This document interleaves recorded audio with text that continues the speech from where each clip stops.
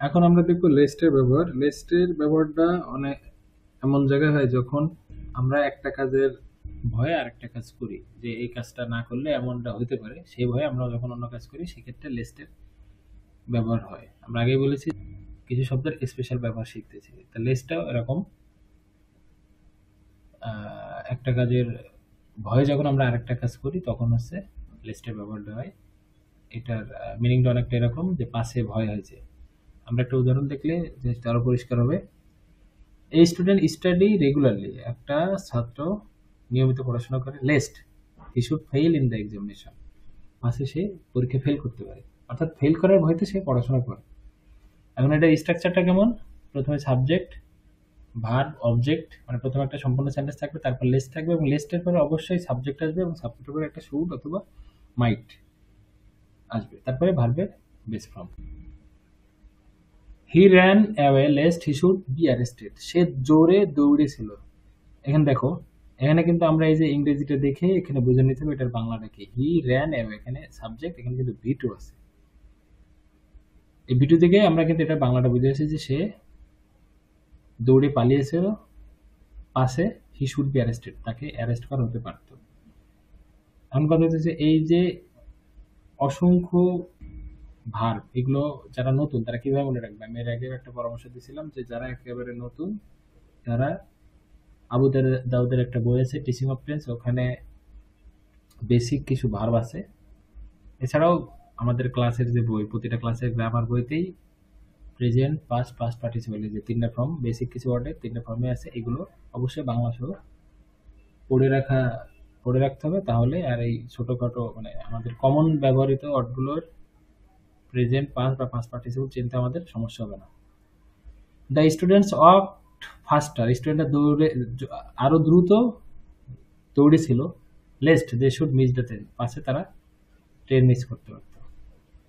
তো এখানে আরো কয়েকটা উদাহরণ আছে, তোমরা পজ করে, ভিডিও পজ করে দেখে নিতে পারো। এরপর আসতেছে অ্যাজ ইফ বা অ্যাজ দো। অ্যাজ ইফ বা অ্যাজ দো অর্থ যেন। এটার ব্যাপার অনেকে এরকম, আমরা অনেক সময় বলি না যে সে এমন আচরণ করতে যে সে যেন এই এলাকার বড় নেতা, বা সে এমন আচরণ করতে যে সে যেন এই বিল্ডিং এর মালিক। এই ধরনের ক্ষেত্রে এই অ্যাজ ইফ বা অ্যাজ দো ব্যবহৃত হয়।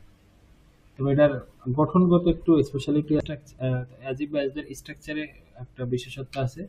সেটা হচ্ছে এখানে দুইটা সেন্টেন্স থাকবে, এবং দুইটা সেন্টেন্সের প্রথমটা যদি প্রেজেন্ট হয় পরেরটা পাস্ট, এবং প্রথমটা পাস্ট হলে পরেরটা পাস্ট পারফেক্ট।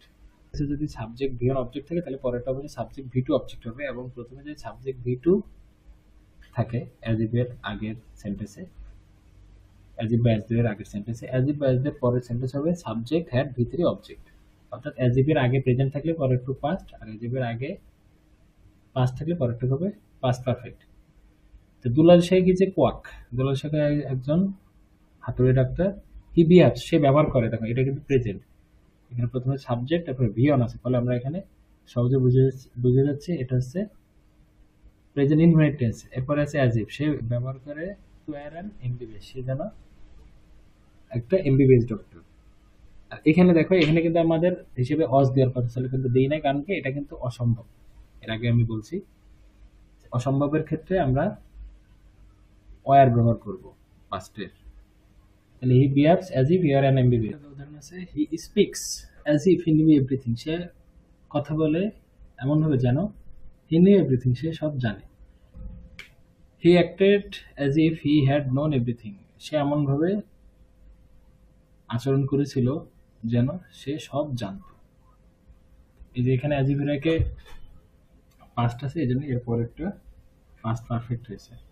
তো এখানে আরো কয়েকটা উদাহরণ আছে প্র্যাকটিসের জন্য, তোমরা নিজেরা এটা লিখে লিখে প্র্যাকটিস করতে পারো। এরপর আসতেছে ইনস্টেড অফ বা ইনলে অফ। ইনস্টেড অফ বা ইনলে অফ হচ্ছে ব্যবহৃত হয় পরিবর্তে। যেমন হি টুক ম্যাথমেটিক্স, সে ম্যাথমেটিক্স নিয়েছিল ইনস্টেড অফ বায়োলজি, বায়োলজির পরিবর্তে। Instead of going to shop, এখানে টু হবে, শপে যাওয়ার পরিবর্তে হি কেম ব্যাক, সে ফিরে এসেছিল। ইন লিউ অফ লজিক, লজিকের পরিবর্তে হি টুক সোশ্যাল ওয়েলফেয়ার, যুক্তিবিদ্যার পরিবর্তে সে সমাজ কল্যাণ বা সমাজ ওয়েলফেয়ার, কল্যাণ না কর্ম নিয়েছিল। এরপর আছে would you mind. Would you mind আছে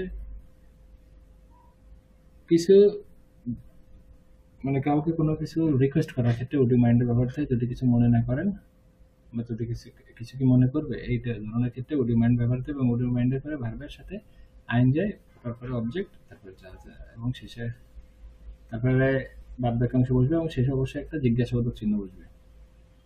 I have lost my cell phone, আমি আমার ফোন হারিয়েছি।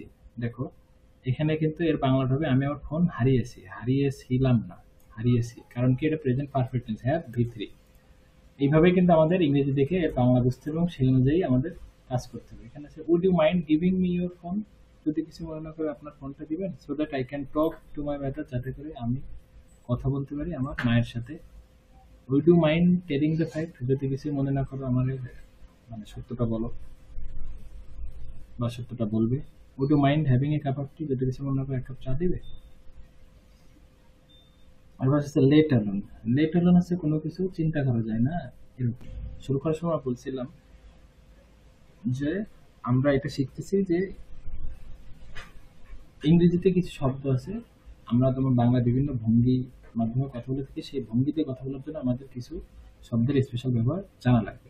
লেট অ্যালোনের একটা উদাহরণটা আগে দিয়ে আমরা স্ট্রাকচার পর দেখি। ক্যান নট রান 100 মিটার, সে 100 মিটারে দৌড়তে পারে না। লেট অ্যালোন কিলোমিটার, 1 কিলোমিটার কথা তো ভাবাই যায় না।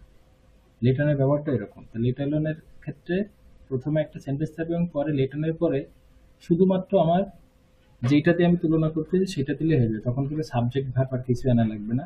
এটাই লেট অনের বিশেষত্ব, যে শুধুমাত্র পরে আমার যে তুলনাকারী যেই শব্দ আছে সেই শব্দগুলো দিলেই বা সেই বাক্যগুলো দিলেই কিন্তু আমার বাক্যটা কমপ্লিট হয়ে যাচ্ছে। I can not afford on meal per day, আমি দিনে একটা মিলই অ্যাফোর্ড করতে পারি না। Little square meal, square meal বলতে ভরপেট খাওয়ার আর কি, ভরপেট খাওয়ার কথা তো ভাবাই যায় না।